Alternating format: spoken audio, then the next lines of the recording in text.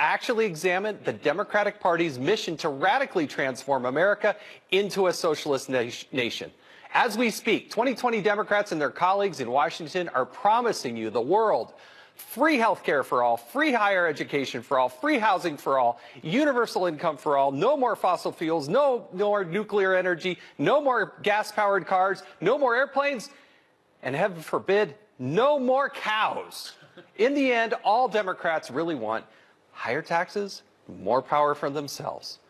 If they are successful, we will pay a very heavy price in this nation, not only with our wallets, but also with the inalienable rights that have made this country the greatest place on earth. This week at CPAC, conservative leaders are fighting back against the Democratic Party's ongoing love affair with socialism. Watch this.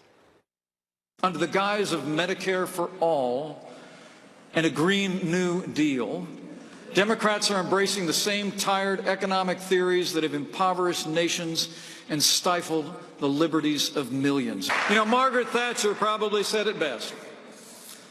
The trouble with socialism is that you eventually run out of other people's money. They want to take your pickup truck. They want to rebuild your home. They want to take away your hamburgers. This is what Stalin dreamt about but never achieved. Join us to put socialism on trial and then convict it. Joining us now with reaction, Fox News contributor Charlie Hurd, former Obama economic advisor Austin Goolsbee, and the person you just saw in that video, host of America First on Salem Radio, Sebastian Gorka. Thank you, all three of you, for joining us on this this beautiful Friday night. Austin, Democrats are not hiding. Yes. They're not hiding at all. They put in socialism right there front and center, and they are going for it. It's only March 1st, and they are laying out everything from a Green Deal to Medicare for all to, I mean, but it's going to cost, and you're a financial guy, hundreds of trillions of dollars. How in the world do they think this is going to sell to the American people? Well, you have chosen the most extreme cases to try to make your point, and I think you got two dangers in that. First, if you go to that CPAC meeting where you took those speeches and you find the most extreme people at that meeting, they are wackadoodle nuts. And if you were going to try to cast the entire Republican Party as what somebody that was on the most extreme thought, it would not be accurate.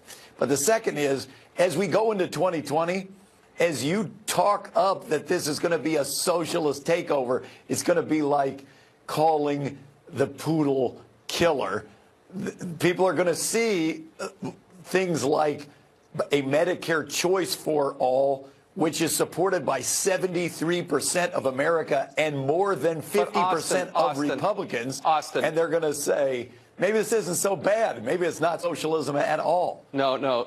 Austin, there are more than 100 people that have co-sponsored a bill that says there will not be any private insurance out there. And Sebastian, you were there. You were one of the speakers there.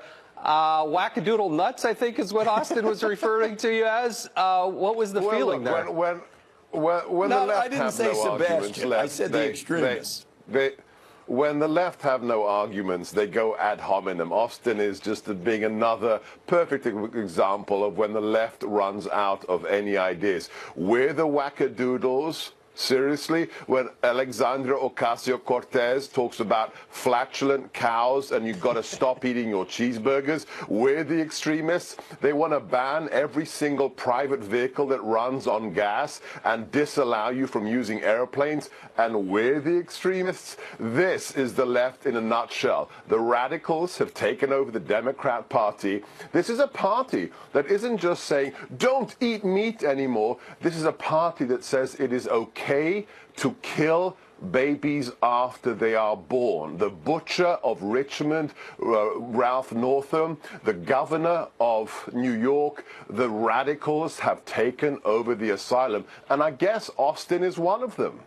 Now, I want to be careful calling each other names here, but Charlie, we're talking about... I didn't call Sebastian any names. Well, he was one of the prime speakers today. Well, he was one of the prime speakers today. Charlie, these are bills that have been introduced into Congress. They've been embraced by the major 2020 candidates on the left, have they not? Yeah, and there's no doubt about it. I mean, the standard that was set by Bernie Sanders 2 years ago in the campaign that Hillary Clinton wound up stealing from him, he set the standard. Every other candidate running this time around, just about has picked up the mantle of that democratic socialism. And the thing that people have to remember is, socialism is not a platform of ideas and services and free stuff that they're going to give away. Socialism is a form of tyranny. It's a form of running the government so that you control people's lives at all the way down to what they put in their mouths. And that is a very real thing. That's not something that's made up. And you can go back over the past 100 years and you can see 100 million people have perished, have been killed under that kind of tyranny. And the funny thing is, when Republicans try to address this stuff seriously, and they talk about the cost of something like the new Green Deal or Green Dream or whatever it is, there's no money. We underestimate the power of socialism. Socialism doesn't need money. They have prisons. They can make people work. And that's what socialism is. And you can try to dress it up any way you want, but that is undeniably what socialism is, and we have to combat it at its root. And Austin, again, you're a numbers guy. We're talking about two of the biggest deals between the new Green Deal and Medicare for All. Is that not hundreds of trillions of dollars? No, it's not. A, that's not hundreds of trillions. B, I'm not a socialist. I'm an economics professor. Socialism doesn't work. What they're talking about with Medicare for All, there are many different bills. You're choosing only the most extreme one that was put forward by Bernie Sanders. The Congressional Budget Office But all the says 2020 contenders have embraced it. All these 2020 contenders who embraced it. The 2020 candidates, Bernie Sanders is in favor of his own bill, which would cost a lot, not $100 trillion, but a lot. And I am not, the Bernie Sanders fans are not a big fan of mine because I have said that it would be very expensive.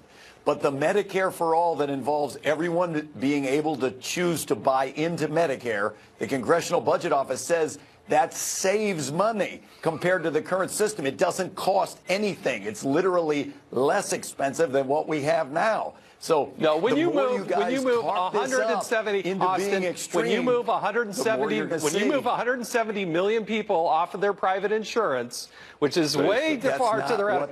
Sebastian, how do you see this moving forward? I mean, Democrats have painted into their corner.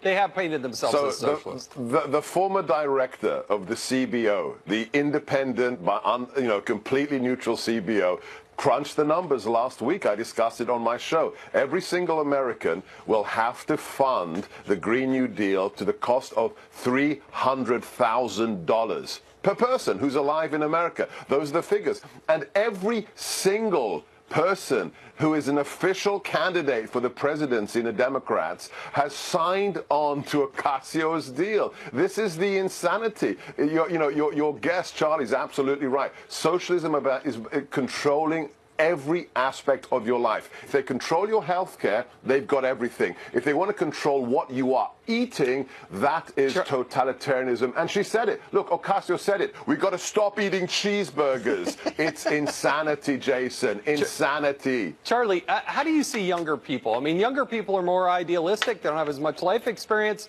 But is this a winning message with, somebody who's in their 20s and, hey, it sounds great, everything for free? I mean, I hate to say it, but I think that there is some allure to it. Everybody likes free stuff. Everybody likes the cheapest thing that they can get. The problem is that we've done a poor job of reminding them. Ever since the Soviet Union fell, we do a poor job of reminding people just how terrible a way of life that is. And we have a perfect example in Venezuela right now. Everybody should see it and watch it. But we have to do a better job of illustrating just how terrifying and dangerous this is. And Austin, I'm so glad you're against socialism, but I wish that your party would have a CPAC and you could take all the people that are running for president and go and talk to them and explain to them how terrible socialism is, because it's really, really frightening, and it's very disheartening to see in this day and age a party where an alarming number of its leaders, or at least the people that are seeking to lead the party, have fully embraced the concept of it. And I want to give Austin and Sebastian, I've got just 10 seconds for each. Where is this going? The Democrats candidates for president are going further and further to the left, are they not? They're not going to socialism, and I just caution you guys to be careful because you're trumping it up like it's going to be the biggest socialist takeover ever. And when people see what it actually is, they're going to say, that doesn't seem so bad. And then you guys are going to seem like you're out to lunch.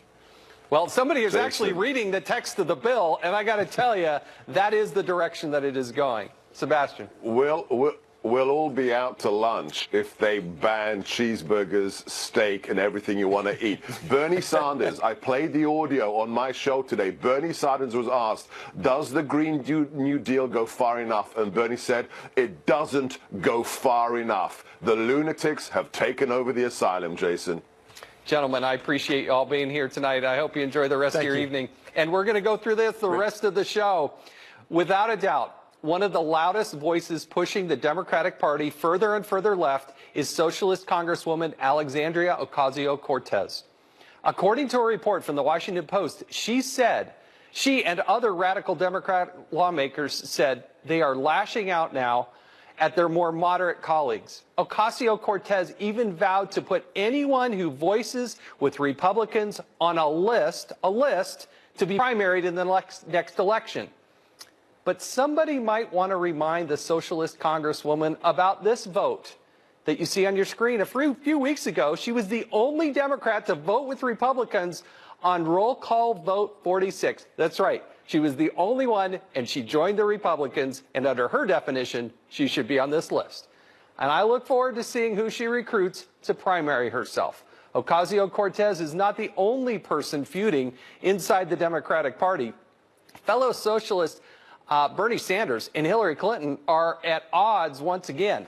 After a former Clinton aide referred to Sanders as, quote, His Royal Majesty, King Bernie Sanders, end quote, a former Sanders campaign aide called the Clinton camp, on the record, by the way, some of the biggest a-holes in American politics, end quote. Joining us now is Fox News contributor Lawrence Jones and Republican strategist Brad Blakeman. Thank you both for being here. Lawrence, I believe you're at CPAC because you got some noise in the background. It's exciting. I know what's going on there. But Brad, you know, the Tea Party had to deal with these issues, right? I feel like I was on the front end of the Tea Party. I was a much more conservative member than a lot of others. And then there was a battle a bit internally, but the Democrats are going through this now. How do you see it playing out? I think they have an identity crisis. They're in meltdown. I remember a time not too long ago where if you called a Democrat a socialist publicly, you were slandering them. Now they get angry if you don't call them that, and they're out trying to out-left each other, and the party is in complete identity crisis. The way I see it playing out is this is going to continue right up through the primaries. The American people are going to see a stark contrast, probably different than any other campaign that we've ever experienced, the difference between what the Republicans stand for and what the Democrats stand for. And I don't think the people are going to buy socialist. Now, Lawrence, what are the Democrats going to do? You know, when you have a more moderate Democrat who believes what the Republicans are saying, let's say they offer an amendment that says, look, if an illegal alien is trying to purchase a gun and you're going to do a background check and you find out that they're illegal, we should tell ICE about it. I mean, I think it's radical to not tell ICE, but some Democrats actually join Republicans in that vote. How are they going to deal with that internally? They're going to tear them apart. I mean, let's be honest here. We have a Democrat Party that's unhinged. They believe that socialism is the new way. Any type of reasonable legislation that a typical Democrat back in the day would typically support, like border security, will get them crossed out from winning a primary. That's why, although I think Joe Biden is one of the main candidates in the mainstream, I'm afraid that the old Joe Biden is going to go cuckoo because the Democratic Party is going to pressure him to go so far to the left. And I think, you know, that may work for a primary, but when you're talking about swing district, and I mean those districts that voted for then Barack Obama and then voted for President Donald Trump, that type of socialism nonsense is not going to work in those districts. And so what the Democrats have to do is be more pragmatic and think about what issues are in the mainstream. And I'm sorry, when it comes to border security, that's in the mainstream. Many people across in those flyover states, those swing districts, want border security. They may not agree with with all elements of Trump, but the basic stuff of a border wall, I think they agree with it. Now, Brad, that's true. I mean, I have never seen a party thrive nationally by being anti-law enforcement. I mean, you got a lot of people out there that want to abolish ICE. They want open borders. They don't want to not only give more border wall, they want to tear down the existing wall. How can the Democrats thrive with a socialist agenda that includes an open borders agenda? They cannot, and that's going to be their downfall, is the fact that they'll swing so far left in the primaries, they can't come back to the middle in a general. They couldn't even attempt it. But here's the bottom line. I think the American people are where the country is, and that's just right of center. We're not a left country. And as Charlie pointed out earlier, that all you look to is what's happening in Venezuela. It's a total dictatorial regime that is even preventing humanitarian aid from reaching the people. And where are the Democrats, by the way? They claim to be for the working man. Where are they on calling Maduro out for what he is? They can't do it. You know why? It's because it blows a hole in their socialist agenda when they have to admit that a socialist state is in total chaos. So I think if Republicans stay to where the American people are on the economy, on safety, on national security, we will win. Why? Because we're right. No, and as Lawrence pointed out, you got Joe Biden who had to go out and apologize for calling Mike Pence a decent person, which he is. We have a Fox News alert we need to go to. Brad, thanks for joining us. Pleasure. Thanks. This is a Fox News alert. Last week, we first showed you this shocking video of a young Trump supporter getting brutally assaulted on the campus of UC Berkeley, reportedly because of his political beliefs. Tonight, we can report that that individual responsible for that assault has finally been arrested. 28-year-old Zachary Greenberg was booked earlier this afternoon. Back with us for more on this development is Lawrence Jones. Lawrence, you're the editor-in-chief of Campus Reform, who originally broke this story. What have you learned about the arrest that happened today? Yeah, so we've been following this from the very beginning. At first, we heard from sources that said that they were seeking a warrant after the suspect refused to turn himself in after telling police that he was going to turn himself in. What we know now is that he used to be a university employee, worked in a lab, and he was also a distant learning student as well. This is a student that wasn't seeking a degree there, but got some type of education there at the university. What we don't know is why he was on the campus at the time. The police department has told us off the record that, on the record, I'm sorry, that a lot of people in that area go on and off through the campus because it's downtown area, but they don't know why he was there. What we do know also is that they plan on having a hearing on Monday to discuss what the bond is. That's where he'll see the judge, but we still don't know why his ultimate reason for attacking Hayden. Well, you have a young person engaging in politics. We need more of that. They're out on campus. They're in the minority. They want to get out and talk to people about being engaged in politics, albeit conservative in this particular case. But nobody should be assaulted like that. I'm glad to see him arrested. And thanks to your organization for illuminating the case in the first place. I'm sure that's why it got the attention that it deserved from law enforcement. Thank you again for joining us. Appreciate it. Thanks, Jason. Later on this Hannity special, Socialism Rising, as Sean Hannity promised in last night's show, we'll play a clip of Sean asking President Trump a question at his press conference in Hanoi, Vietnam. We're going to want to see the president's response. Don't miss that directly ahead. A very real socialist threat. We'll show you what disasters it's been in other countries. Democrats on the left are pushing their socialist agenda on the American people, all while the failed socialist state of Venezuela continues to collapse. This week, Univision anchor Jorge Ramos, who was detained in Venezuela, told Sean what he saw when covering the chaos in Venezuela. Have a look. What I saw in Venezuela is that the 20-year-old revolution, it started with Hugo Chavez in 1999, has failed completely. You have more than 3 million Venezuelans living in the country. Inflation is 1,000,000%. If they pay 1 bolivar today, it will be 1,000,000 bolivars in a year from now. And people are dying. I went to a hospital, Hospital Vargas, and then one woman, she had lost a family member. And you know why? Because they didn't have $30 to pay for antibiotics. So the experiment in Venezuela has failed completely. And while Venezuelan dictator Nicolas Maduro is detaining journalists, Democratic Congresswoman Ilhan Omar says she does not recognize the opposition leader as the rightful interim president of Venezuela. Listen to this. We are threatening intervention. We're sending humanitarian aid that is in the guise of, eventually invading this country. And the people of the country do not want us there. Like your fellow Democrats and like the U.S. government does and the Canadian government does, you don't support the leader of the opposition as being the president right now, not Absolutely President Maduro. not. Wow. But she isn't the only one on the left defending Maduro. On Monday, Bernie Sanders explained why he wouldn't call Maduro a dictator. Why have you stopped short of calling Maduro of Venezuela a dictator? Well, I think it's fair to say that the last election was undemocratic, but there are still democratic operations taking place in that country. The point is, what I am calling for right now is internationally supervised free elections.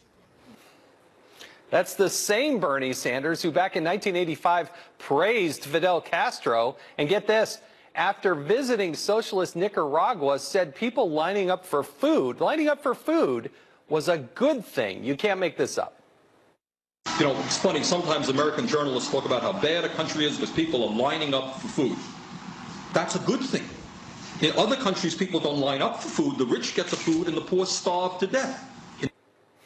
Joining us now with reaction is Relatable podcast host Ali Stuckey, Fox News contributor Sarah Carter, and host of the Buck Sexton Show, Buck Sexton.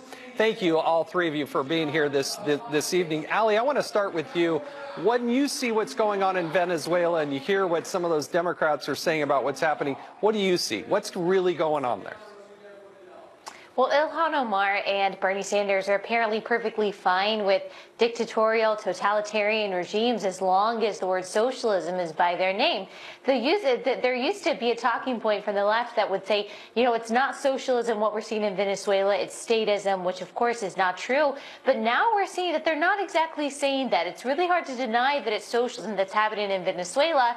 And so they're saying, well, it's not really a dictatorship. It's not really our role to step in. You actually heard Ilhan Omar maybe say that we shouldn't even be sending foreign aid, which is pretty crazy to hear from someone who claims that President Trump is a dictator. And so there's all kinds of irony and hypocrisy coming from the left. Buck, what do you see happening in Venezuela, and how do you respond to what the Democrats are saying? Well, I think that what you see are Democrats on the far left of the party, which increasingly leads the Democratic Party, we all see that, trying to come up with some way to, if not defend Maduro outright, to at least put up some kind of a smokescreen for what's going on there. And look, I think that the reporting by Jorge Ramos and others showing what's going on there is absolutely essential. The country couldn't be in much worse shape than it currently is. And so what you have from the left is, well, this shouldn't be a military intervention.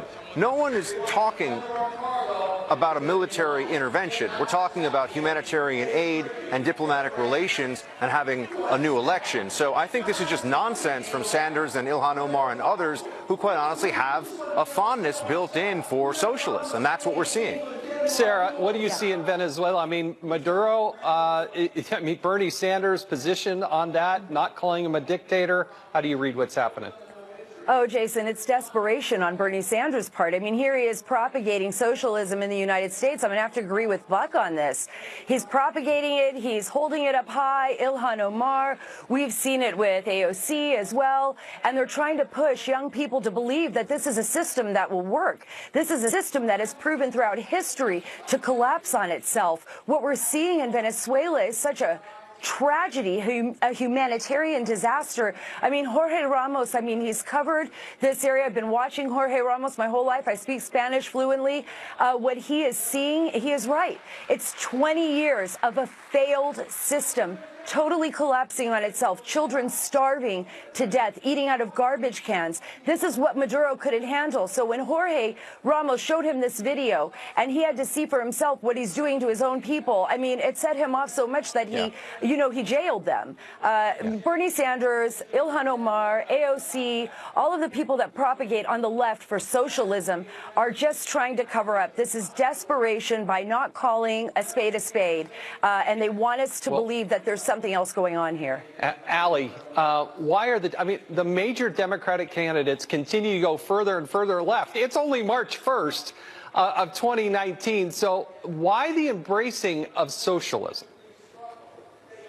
Because I think they saw that it worked with Bernie Sanders. I mean, Bernie Sanders, for lack of a better term, is really the OG Democratic socialist, and he got more votes from millennials than Trump or Clinton did combined. And so you see a lot of people saying, okay, that worked for him. For whatever reason, these postmodern millennials who have been shoved communism and socialism down their throats from professors for the past however many years are latching on to democratic socialism because they think it's empathetic and compassionate. They can feel like heroes while still sitting on their couches.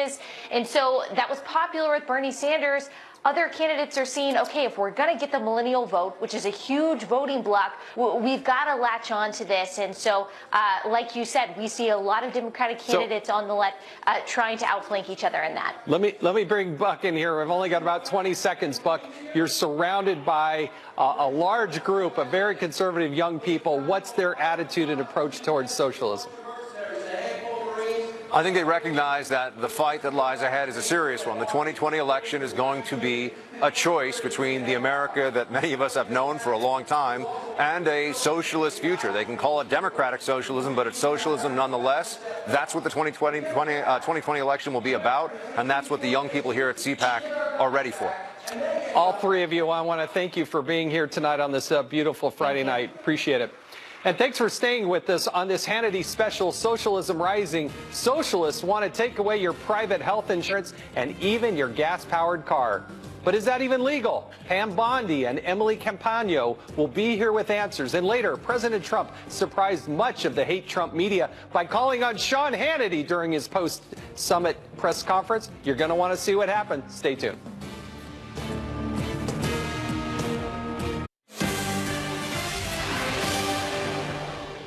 Welcome back to this special edition of Hannity, Socialism Rising. Now, the Democrats are showing no signs of slowing down on their extreme far-left agenda for America's future. For example, just this week, the Democratic House unveiled their Medicare for All bill. Now, on top of the crippling costs, which are so extreme, the authoritarian bill puts key health care decisions in the hands of federal bureaucrats and largely eliminates private insurance. And major 2020 Democratic candidates are already on board. Take a look. Will these people be able to keep their health insurance plans, their private plans, through their employers if there is a Medicare for All program that you endorse? What will change in their plans is the color of their card. So instead of having a Blue Cross Blue Shield card, instead of having a United Health Insurance card, they're going to have a Medicare card. For the Medicare for All bill, I think initially co-sponsored by Senator Bernie Sanders. You're also a co-sponsor on it. I believe it will totally eliminate private insurance. So for people out there who like their insurance, they don't get to keep it? Well, listen, the idea is that everyone gets access to medical care, and you don't have to go through the process of going through an insurance company. And it's not just healthcare companies they want to take out of existence. They also want to ban any vehicle that relies on oil or gasoline for fuel. So that would include cars, trucks, and even airplanes. So it would that even be constitutional for the government to outlaw every gas-powered vehicle? Joining us now with answers are former Florida Attorney General Pam Bondi, who I believe is in Tampa Bay, Florida, along with attorney and Fox News contributor, who's right here by my side in New York City, contributor Emily Campagno. Thank you both for being here. I want to go to the Attorney General first. What would happen to this country, and what are the legal ramifications if all of a sudden the government came forward and they passed this bill miraculously through Congress and the president signed it with some radical socialist and said, you know, all those millions of cars out there, you just can't drive those anymore. They're illegal. Well, Jason, before it would be found unconstitutional by our Supreme Court, it clearly defies the fundamental property rights set forth in our Declaration of Independence and the Constitution. You know, we were founded, think about what our forefathers must be thinking now. We were founded on a country of hard work, dedication, and the principles of free market. And they're attempting to undo all of that. And it is not legal. Emily, again, you're sitting right here with me in New York. As you look at these bills that have been introduced, how does that infringe upon people's rights under the Constitution? How do you read that? The fact that it infringes upon our right to choose, first of all, and to participate in a thriving economy in that capitalist sense. And the irony here is that the reason that the Democrats are giving for this is because they feel that our rights are being taken away when they argue that the private companies, they're not giving basic health care in equal measures to those that need it, right? But then it belies the reality, which is that it infringes upon our rights. And I think that, you know, increasing state ownership is not the answer for an economic ill. And in cases of a natural monopoly, like telecommunications or transportation, it makes more sense, right? That's preventing, you know, a large corporation from using their market share to dominate. But in something like this, when the majority of Americans like their health care plan, to remove that choice and to nationalize it, just like the Attorney General said, it's unconstitutional and also is antithetical to our free market tenets that this country was founded on. Now, General Bondi, the federal government can't run the VA. I mean, talk to somebody who's a veteran in this country, and it's pretty hard to find somebody who really likes the way the Veterans Administration works. Right. Now the government wants to take it all over, according to these Democratic socialists. What do you think would happen in this country if they tried to take away 170 million people who get their health care insurance through their employer? Well, it's virtually impossible to do that and make it work. You know, we know that hostile takeovers of our economy don't work. We've seen that in Venezuela, perfect example. But this is going so much further than Obamacare, which of course I challenged in the courts. This is so much further. It's saying that private insurance companies are illegal and cannot operate. Our system would fail. No one would have coverage. No one would be able to obtain proper medical care. It would make Canada look great compared to what we would have here in our country, and it's just not legal. I remember a conservative at the time, George Will, when he said, well, you think health care is expensive now? Just wait till it's free. And there was a lot of sense in that. Emily, but the dismantling of, you know, it's funny to me. I see these wild-eyed people that think, you know, we got to make every car electric. But then they don't understand where we get electricity, right? It comes from nuclear energy, it comes from coal. What would happen to this country if we moved towards this new Green Deal that the Democrats want to put in place? A lot of negative things would happen. And I think part of the issue is the fact that there's no specificity and there's really no answering to the process, right? We saw it there in that interview earlier where Kamala Harris didn't even answer the question of, so you're saying that Americans can't stick with their private health care plan, right? And it was kind of a wordy answer instead of just saying, that's exactly what we're saying. And then that begs the question, well, so if we're outlawing that, does that mean we're criminalizing it? Are we regulating it? What are the ramifications? What are the penalties if someone did have a car? What are the penalties for a corporation that relied on trucking to get our soybeans from Iowa to California? So I think the fact that there's such a lack of thought in that entire process, not to mention how it would be paid for, to me as a constituent and as a citizen, where does that deserving lie? Right? I'm the one that's then underserved in that capacity during this entire discussion, which is why it's so unfortunate at this point. And that's what's so scary about this is that the major contenders for the 2020 election on the Democratic side of the aisle have embraced this wholeheartedly without ever thinking through the economics, the personal ramifications, and the legality of it, as both of you have pointed out. I thank you so much for joining here this evening, and I know Sean will have you back talking more about this issue because it is not going away. Coming up on this Hannity special, Socialism Rising, we'll have Trace Gallagher giving us the latest on the notorious gang MS-13, which is now reportedly targeting. Welcome back to this special edition of Hannity, Socialism Rising. Socialists keep pushing for open borders despite the ongoing immigration crisis in this country. The latest example of the immigration problem, the notorious Central American gang MS-13, is revealed to be targeting off-duty police officers at their homes. Fox News national correspondent Trace Gallagher joins us from Los Angeles with the latest on this story. Trace?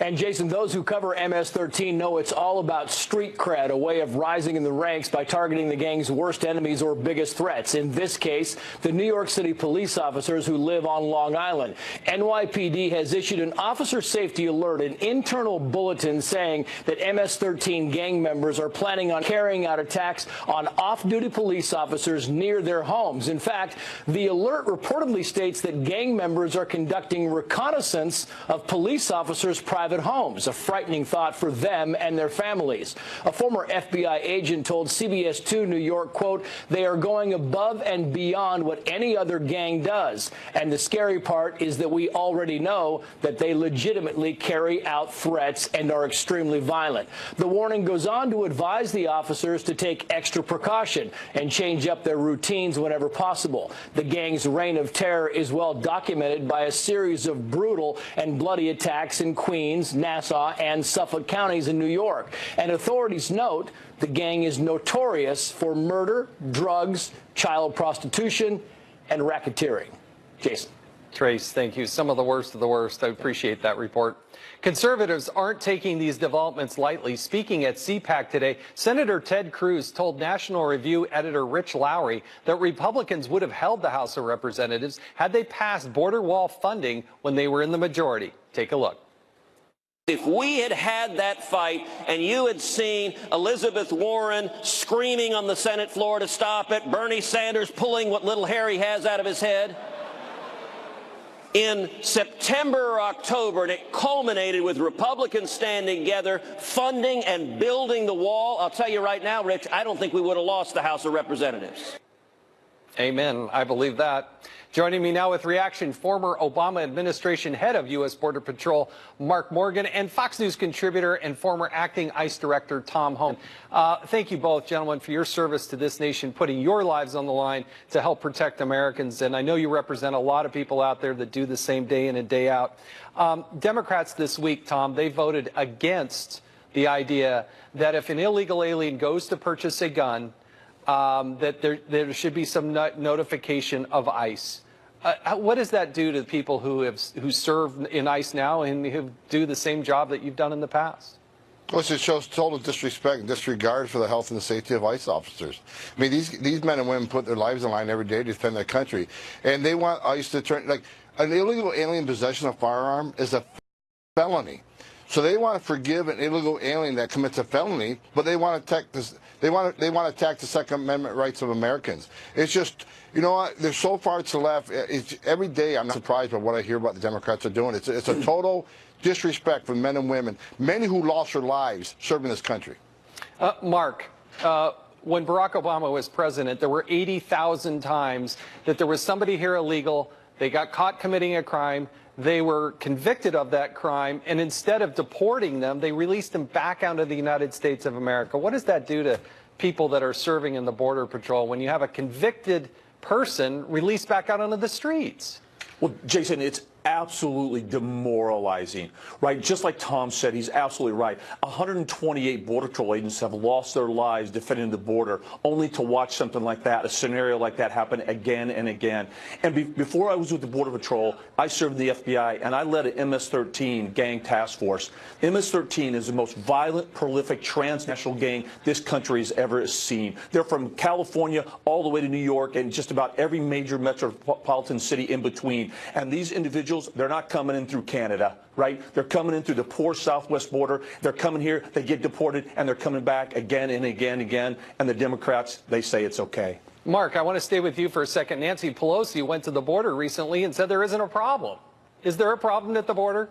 Yeah, it's right. It's a joke. How do you even have a legitimate, honest conversation when somebody, regardless of the monumental facts that we can provide, just says it's manufactured, it's made up? Talk to the thousands of angel families, right? Tell them that it's made up. Talk to a police officer that was just killed by the illegal immigrant.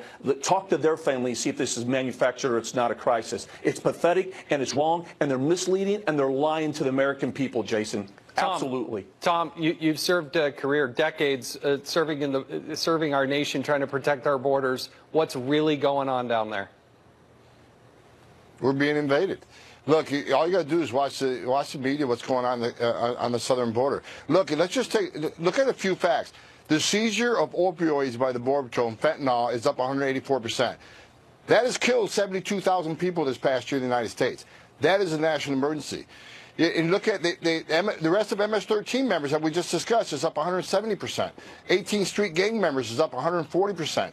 There is a crisis occurring on that border. And they say there's no national emergency. It's just ridiculous. Gentlemen, thank you. Thank you for the service to this nation. Next on Hannity's special, Socialism Rising, President Trump called on Sean Hannity at his Vietnam press conference. We'll play the tape next.